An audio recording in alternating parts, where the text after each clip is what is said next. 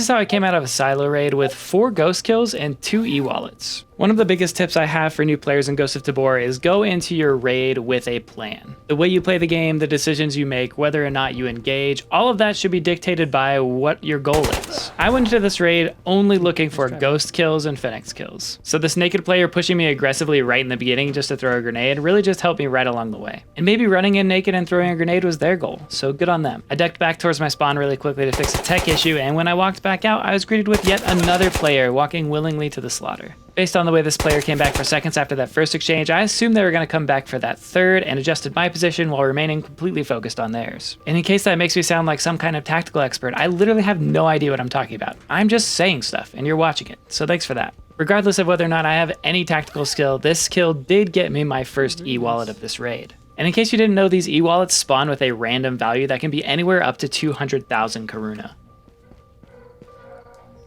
On my way to check the boss room, I did hear Squeaky, so I'm planning on running into some players in that direction. But first, a quick break for hydration. Gotta stay hydrated, kids. I decided to grab this hunter to use on Phoenix so I can save some of my AKM ammo for players and maybe the boss. Immediately after moving out, I hear at least 2 players discussing loot, almost definitely coming from inside Squeaky. My first thought was to set up an ambush here, but I did need to pop some heals, and almost immediately they went dead silent.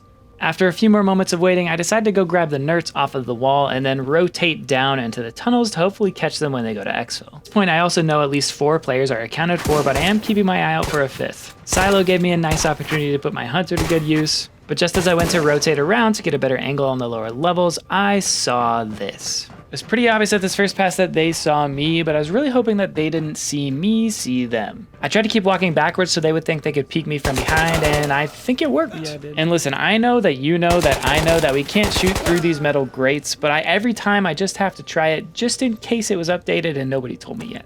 These 2 Squeaky Raiders brought me a nice helmet and also a Sega.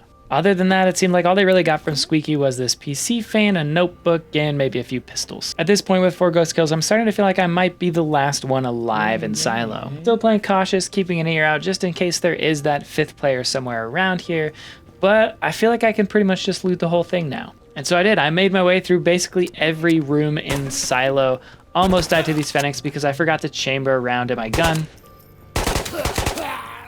I checked for skull, and don't you worry, I stayed hydrated the entire time.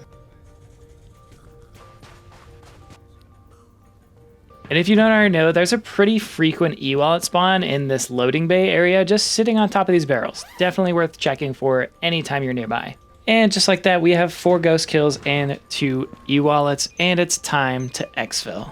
And just in case you're wondering, these 2 e-wallets were worth about 800 Karuna, so not that great.